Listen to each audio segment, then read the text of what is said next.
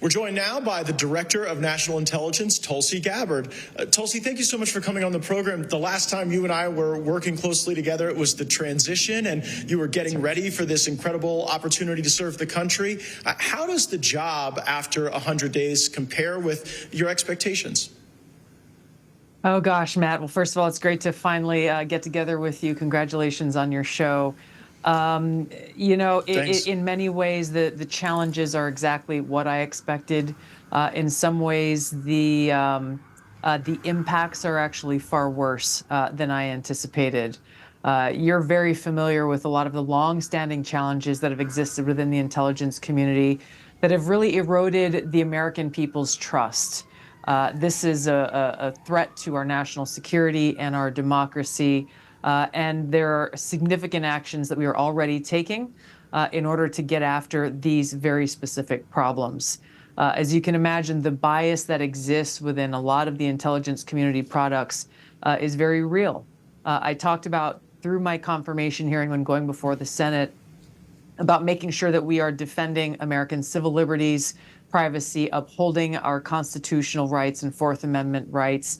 I talked about the fact that we have a long history, unfortunately, of politicization of the intelligence community and manipulation of the intelligence to meet some kind of political objective, to undermine the president that has been elected by the American people, by those who simply disagree with his views, or in this case, there are people who believe that the names that they call President Trump, that I won't even bother repeating here because they're so egregious and so offensive. There's a lot of work that we're doing. We are making progress, but the rot is deep, but we're seeking it out. You released 60,000 files related to the RFK assassination just within the last 24 hours. What's your biggest takeaway from those documents? And can a reasonable person assume that our own government had some role in this assassination? I got to be honest, I don't know the answer to that question. Things are pretty fast-paced around here, so I haven't personally had the chance to go through these files. I know there are a lot of people who've been looking forward to these files that, Matt, have been literally sitting in boxes in storage lockers for decades, never having been digitized before, never being easily accessible to the American people before. And so I know there's a lot of folks who have really studied this over the years and who I know will likely find new revelations in these files.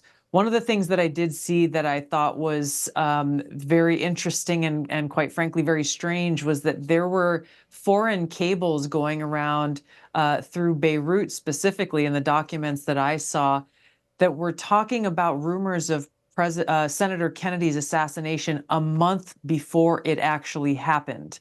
So many questions come from these documents that were collected through the FBI's investigation.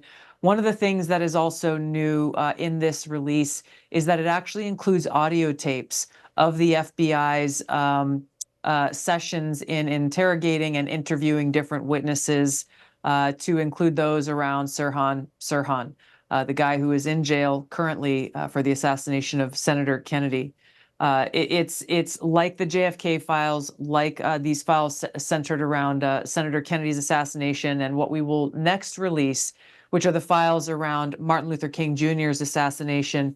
In each of these cases, there are files that we know about, and then there are files that we know are likely out there, but have not been turned over to the National Archives. So simultaneous to the scanning and uploading and declassification of these files, we also have folks who are out there from my organization, from FBI, CIA, and others, who are going and hunting through these storage lockers and warehouses in different parts of the country to find those files, ultimately to achieve what the president issued in his executive order: maximum transparency, declassify, find the truth, and share the truth with the American people.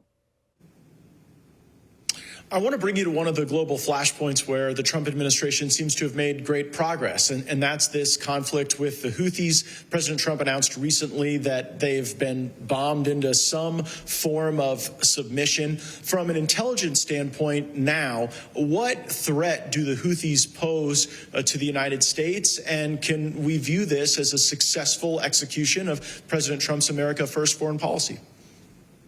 Well, Matt, as you know, the president was very specific before he ordered this military campaign against the Houthis to begin, which was to address the fact that we essentially don't have freedom of navigation there within that region, that we have both U.S. military ships as well as private ships who are, moving commerce through that area, who have been attacked consistently over the years and have been blocked, to the point where over the last 4 years under the last administration, they just weren't going and using that previously often trafficked route that is critical for global commerce. So the president really wanted to establish freedom of navigation and open up those maritime lanes through his very directed campaign specifically against these Houthi terrorists.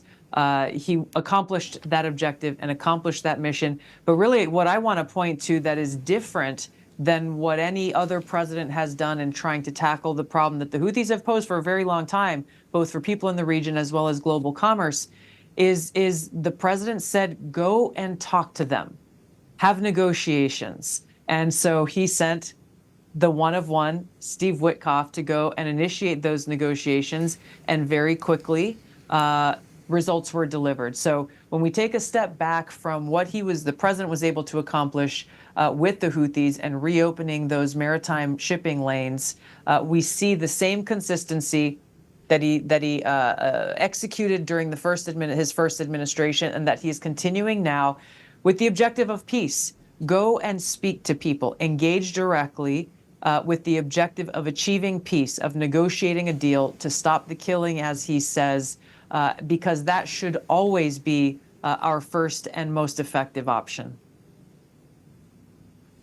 I have also noticed the news you've made in making criminal referrals regarding people who were leaking information allegedly to the Washington Post from the Defense Department. What can you tell us about those referrals you've made, and do you expect the Justice Department to prosecute? Yeah, Matt, well, as I said, the politicization of our intelligence community needs to end, to even begin to start to earn the trust of the American people. So the actions that we've taken, unfortunately, there continue to be significant leaks coming out of the intelligence community, not only my organization, but the CIA and others, again, by those who are very directly trying to undermine the agenda and actions of President Trump. Once again, the president who was elected by the American people with an overwhelming mandate.